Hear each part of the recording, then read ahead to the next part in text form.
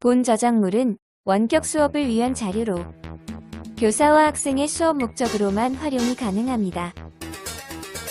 본 수업 자료는 저작권법 제25조 2항에 따라 학교 수업을 목적으로 이용되었으므로 본 수업 자료를 외부에 공개, 게시하는 것을 금지하며 이를 위반하는 경우 저작권 침해로서 관련 법에 따라 처벌될 수 있습니다. 안녕하세요, 여러분. 오늘은 제조기술의 세 번째 파트인 제품을 만드는 제조기술의 원리에 대해서 알아보는 시간을 갖도록 하겠습니다. 제품을 만드는 제조기술의 원리는 제조기술의 시스템, 그리고 목재, 플라스틱, 금속의 특성, 그리고 마지막으로 기계 요소에 대해서 알아보도록 할 건데요. 이번 시간에는 제조기술의 시스템과 목재의 특성에 대해서 알아보는 시간을 갖도록 하겠습니다. 자, 그렇다면 오늘 우리가 공부할 내용에 대한 학습 목표를 읽고 넘어가도록 하겠습니다. 자, 첫 번째, 제조기술 시스템의 개념을 이해할 수 있다. 두 번째, 목재의 특성과 이용을 설명할 수 있다. 오늘 우리가 공부하는 내용의 학습 목표입니다. 자, 여러분, 본격적인 내용을 들어가기에 앞서서 다음 사진을 한번 보도록 하겠습니다. 왼쪽과 오른쪽 각각의 사진이 제시되어 있습니다. 자, 여러분, 왼쪽과 오른쪽 사진, 과연 무엇을 만드는 사진일까요? 자, 사진 속의 그림 내용을 한번 살펴보면 왼쪽 같은 경우는 풍선처럼 무언가 부풀어 오르고 있습니다. 자, 그리고 오른쪽은 빨간 색깔 물로 된 것들을 어느 통에 집어넣어서 무언가 만들려고 하는 것 같아요. 그렇죠? 무엇일까요? 네, 맞습니다, 여러분. 왼쪽 사진은 유리 성분을 가진 광물을 녹여서 병을 만드는 모습입니다. 그리고 오른쪽은 철광석을 용광로에 녹여서 쇳물을 만든 다음에 그 쇳물을 이용해서 제품을 만드는 모습이라고 볼 수 있습니다. 자, 다음 사진도 살펴보도록 하겠습니다. 여러분 혹시 이런 나무 조각을 보신 적 있나요? 아, 보신 적 있으세요? 자, 어디서 봤을까요? 네, 아마 여러분들 그 학교에 있는 교실 안에 사물함이나 그리고 뭐 교탁 아니면은 그 앞에 놓여진 책꽂이 뭐 기타 등등에서 아마 이런 나무 조각들을 목격한 적이 있을 겁니다. 자, 이것은 파티클 보드라는 것인데요. 이 파티클 보드는 사용하고 남은 목재를 작은 조각으로 부순 후 접착제와 섞어서 열과 압력을 가해 뭉쳐서 만든 하나의 가공재라고 볼 수 있습니다. 자, 아마 여러분들 앞으로 이 내용을 알게 되면 어떤 나무 조각을 보았을 때 아, 이것은 이것이구나 라고 아마 생각을 할 수 있을 것입니다. 자, 우리가 다음으로 살펴볼 내용은 제조기술 시스템입니다. 여러분들 지난번에 생산기술 시스템에 대해서도 공부를 했었는데요. 이 생산기술 시스템과 제조기술 시스템은 비슷한 맥락으로 이해를 하시면 될 것 같습니다. 자, 이 제조기술 시스템이라는 것은 제품이 만들어지는 절차를 체계화한 것인데요. 투입, 과정, 산출, 대먹임의 단계로 이루어집니다. 자, 간단한 예를 하나 들어보도록 할게요. 여러분들 김밥 좋아하시나요? 자, 김밥을 예로 한번 들어보겠습니다. 자, 여러분들이 김밥을 싸서 먹고 싶어요. 자, 그렇다면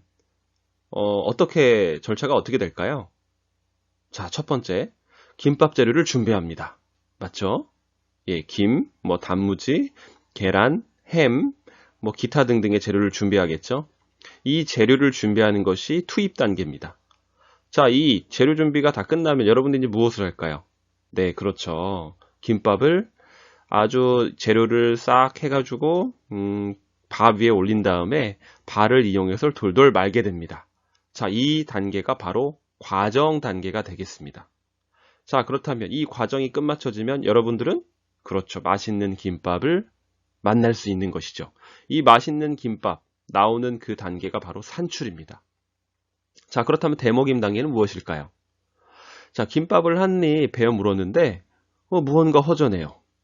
자, 봤더니 우엉이나 뭐 기타 등등 어떤 재료가 들어가지 않았어요. 자, 그렇다면 다시 투입 단계로 돌아가서 재료를 준비해서 다시 김밥을 싸서 새로운 김밥을 만들게 되는 것입니다. 자, 그래서 이 대먹임이라는 단계는 결과물에 어떤 문제가 생겼을 때 그 해당되는 단계로 돌아가서 문제를 해결하는 그런 어떤 단계를 의미하는데요.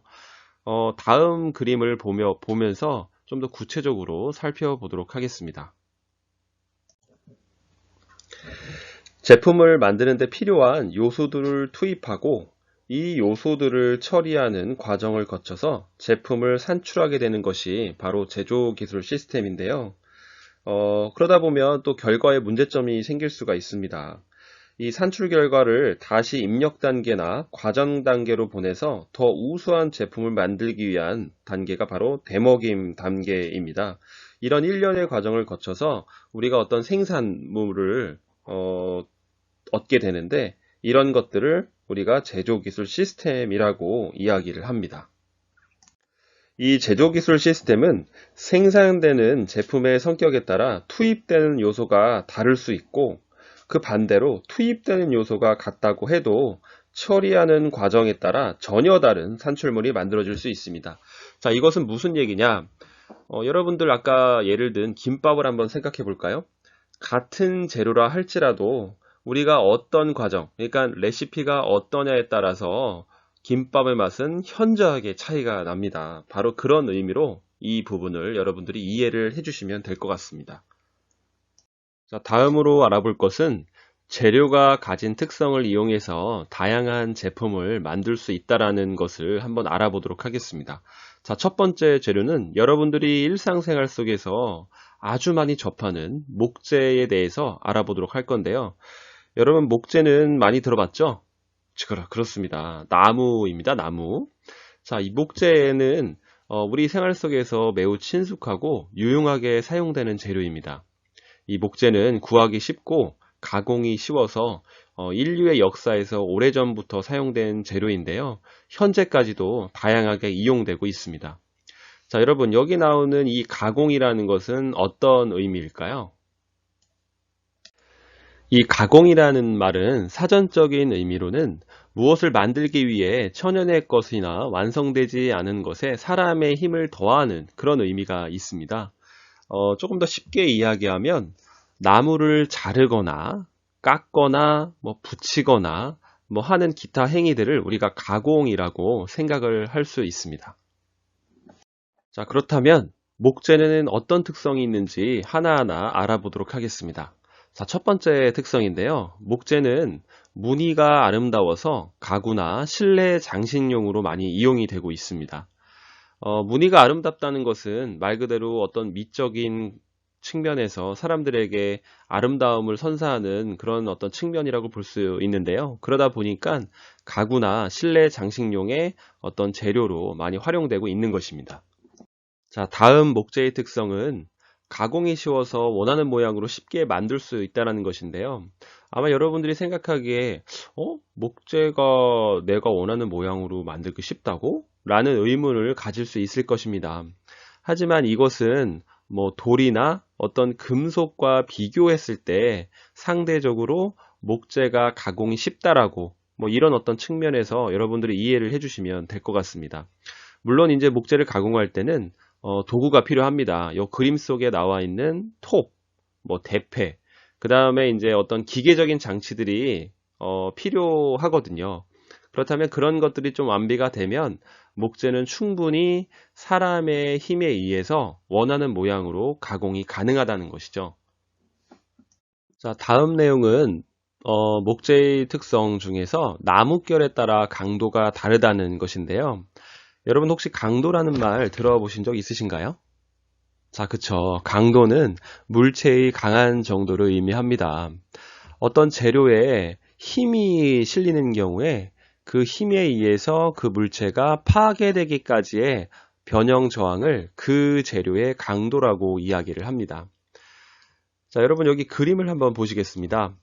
첫 번째 그림을 보시면 나무결이 지금 이와 같이 빨간 색깔 선과 같이 나무결이 다져 있는데요. 이 나뭇결과 수직되는 방향으로 힘이 작용을 하게 되면 이 나무는 잘 버틸 수가 있습니다. 하지만 그와 반대로 나뭇결과 같은 방향으로 힘이 작용할 경우는 이 나무는 파괴되기 쉽다는 것이죠. 그래서 나뭇결에 따라 강도가 다르다라는 것이 이 목재의 또 다른 특성이라고 볼 수 있습니다. 자, 다음 내용은 목재의 또 단점이라고 볼 수 있습니다. 이 목재는 습기에 약해서 썩기 쉽고 건조할 때 변형되거나 갈라질 수 있다는 것입니다. 자, 만약에 여러분들 예를 들어서 설명을 한번 해보도록 하겠습니다. 여러분들이 나무를 잘라서 여러분들 방 안에 놓았다고 한번 가정을 해보겠습니다. 자, 그래서 하루가 지나고 일주일이 지나고 2주가 지나고 한 달이 지났을 때 그 자른 나무를 관찰해 보면 어떻게 될까요? 자, 그렇죠. 나무 내부에는 이 습기, 물기가 있기 마련이거든요. 근데 시간이 지나면서 이 물기는 공기 중에 증발이 됩니다. 그러다 보면 원래 처음에 이 나무의 모양과 현저하게 차이가 날 정도로 변형이 되고, 그러니까 수축이 된다는 얘기죠. 네, 뒤틀리고 뭐 이런 어떤 것을 우리가 목격을 할 수가 있습니다. 자, 그렇다면 여러분, 그 밖에 목재가 가진 특성에는 무엇이 있을까요? 여러분들이 그 여행을 하다가 한옥 건물을 많이 보신 적이 있을 겁니다. 자, 그 건물을 한번 생각해 볼까요? 자, 그렇죠. 이 목재는 강도가 우수해서 건물의 기둥으로 많이 사용이 됩니다. 그리고 또 단열 효과가 우수해서 주택의 천장이나 벽의 재료로도 사용이 되고요. 그리고 또한 방음 효과가 우수해서 음향 전자 제품의 케이스 등에 사용되기도 합니다. 자, 지금 여러분, 우리는 목재의 특성에 대해서 알아보았습니다. 이제는 목재 이용에 대해서 알아보도록 할 건데요. 이 나무를 잘라서 자연 그대로 우리가 어떤 것들을 만들 때 사용을 한다면 분명히 문제점이 생길 것입니다. 자, 어떤 얘기냐면 나무를 그대로, 나무 원래 그대로를 우리가 원목이라고 이야기를 하는데요. 이 원목을 그대로 사용하다 보면 뭐 벌레 먹은 부분도 있을 수도 있고, 그리고 이 아까 말씀드렸던 그 수분 증발에 의해서 원래의 모양이 변형될 수가 있습니다. 이런 것들을 방지를 하기 위해서 우리는 어떤 그 가공 과정을 거치는데요. 지금부터 알아볼 내용들은 그 가공 과정을 거친 결과물에 대해서 알아보는 시간을 가질 것입니다. 자, 조금 전에 말씀드렸듯이 목재는 폭이 좁고 흠이 있어서 재질이 고르지 못한 것도 상당히 많이 있습니다. 그래서 이것들을 보완하기 위해서 가공재를 만들어 사용을 하게 되었습니다. 목재를 가공재로 만들면 넓은 판을 만들 수 있고, 그리고 만드는 과정에서 흠이나 나뭇결에 따른 방향성을 제거해서 균일한 재질로 만들 수 있다는 것이죠. 자, 첫 번째로 알아볼 그 목재의 가공재인데요. 여러분들 혹시 이렇게 생긴 나무 조각 보신 적 있으신가요? 아, 어디서 보셨죠? 네. 물론 학교마다 다르긴 하겠지만 여러분들이 사용하고 있는 교실 속에 있는 책상이나 의자에서 아마 보신 적이 있으실 것입니다. 자, 이런 어떤 가공재를 우리는 합판이라고 이야기를 합니다. 이 합판이라는 것은 원목을 넓고 얇은 판으로 만들어서 나뭇결이 직각이 되도록 홀수겹으로 겹쳐서 만든 그런 가공재를 이야기를 합니다. 자, 여러분, 우리가 다음으로 알아볼 가공재인데요. 여러분들 혹시 이렇게 생긴 그 나무 조각을 보신 적이 있으신가요? 그렇죠. 한 번쯤은 여러분들이 아마 보셨을 겁니다. 이런 나무 조각을 우리가 무엇이라고 하냐? 집성재라고 이야기를 합니다. 이 집성재는 판재나 각재에 접착제를 발라서 나뭇결 방향으로 평행하게 붙여서 만든 가공재인데요. 아까 합판과 좀 다르죠? 합판은 나뭇결에 직각되는 방향으로 접착제를 이용해서 붙였다고 했습니다. 하지만 집성재는 나뭇결 방향으로 평행하게 붙인 그런 가공재입니다. 이 집성재는 외관이 아름답고 그리고 강도가 커서 곡면으로도 만들 수가 있고 강당이나 체육관 그리고 뭐 원목 가구 그리고 뭐 기타 그 어떤 건물의 기둥으로도 많이 사용을 하고 있다고 합니다. 자, 다음 내용인데요. 여러분들 아까 초반에 우리가 주제 열기 시간에 보았던 그 나무 조각입니다. 자, 무엇이었죠? 자, 맞습니다. 파티클 보드입니다. 이 파티클 보드라는 것은 사용하고 남은 목재를 작은 조각으로 부순 후 접착제와 섞어서 열과 압력을 가해 뭉쳐서 만든 가공재인데요. 이 파티클이라는 것은 여러분들이 잘 알고 있듯이 입자라는 뜻이 있고 보드는 판이라는 뜻이 있습니다. 말 그대로 나무 조각을 잘게 부숴서 입자로 만든 다음에 그것을 접착제와 잘 섞어가지고 어떤 틀에다가 그것을 집어넣는 것이죠. 그래서 우리가 원하는 모양, 판으로 만든 것을 우리가 파티클 보드라고 이야기를 합니다. 이 파티클 보드는 강도나 수축에 의한 변형의 차이가 거의 없습니다. 그리고 소리를 잘 흡수하는 성질이 있기 때문에 문짝이나 여러분들이 이용하는 독서실 칸막이 등에 많이 이용이 되고 있습니다. 자, 마지막으로 살펴볼 가공재인데요. 여러분들이 일상생활 속에서 한 번쯤은 보았을 그런 어떤 가공재이고 우리 집 또는 우리 학교에도 있는 가공재입니다. 자, 무엇이냐면 중밀도 섬유판, MDF라고 불리는 중밀도 섬유판입니다. 이 중밀도 섬유판은 원목을 갈아서 가루 형태로 만든 목섬유를 접착제와 섞어 열과 압력을 가해 뭉쳐서 만드는데요. 이 MDF는 제작 및 가공이 굉장히 용이합니다. 그리고 뒤틀림 현상이 없어서 많은 부분에서 사용이 되고 있고 가구나 인테리어, 스피커 외관에 많이 사용을 하고 있습니다. 자, 여러분들이 이 파티클 보드와 MDF, 즉 중밀도 섬유판을 혼동할 수가 있어요. 그냥 보면은 굉장히 비슷한 어떤 가공재라고 생각을 할 수 있는데 가장 큰 핵심적인 차이는 파티클 보드는 입자로 갈아서 열과 압력을 가해서 접착제와 섞어서 가공재를 만든 것이고요. 중밀도 섬유판은 가루 형태라는 것입니다.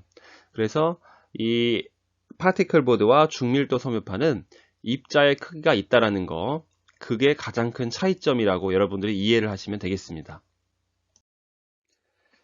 자, 여러분, 그럼 오늘 우리가 공부한 내용을 한번 정리해 보도록 하겠습니다. 자, 우리가 처음에 언급했던 내용은 무엇이었죠? 자, 제조기술 시스템이었는데요. 이 제조기술 시스템은 무엇이라고 했습니까? 자, 맞습니다. 제품이 만들어지는 절차를 체계화한 것으로 투입, 과정, 산출, 데모김의 단계로 이루어진다라고 이야기를 했고 김밥을 예를 들어서 여러분들에게 설명을 했었습니다. 자, 두 번째 문제입니다. 제품에 문제가 있으면 이를 해결하기 위해 투입 또는 과정 단계로 돌아가는데요. 이 단계를 무엇이라고 할까요? 자, 그렇죠. 데모김 단계입니다. 여러분들 데모김 단계는 피드백이라고도 이야기를 합니다. 피드백과 데모김. 자, 뭐 같은 의미로 여러분들이 이해를 해주셔도 될 것 같습니다. 자, 마지막 문제입니다. 구하기 쉽고 가공이 쉬운 땡땡은 습기에 약해 썩기 쉽고 건조할 때 변형되거나 갈라질 수 있다. 자, 어떤 재료죠? 자, 맞습니다. 목재입니다. 자, 여러분들 지금까지 우리는 제조기술 시스템과 목재의 특성과 이용에 대해서 공부를 했습니다. 자, 그러면 다음 시간에 만나도록 하겠습니다. 감사합니다.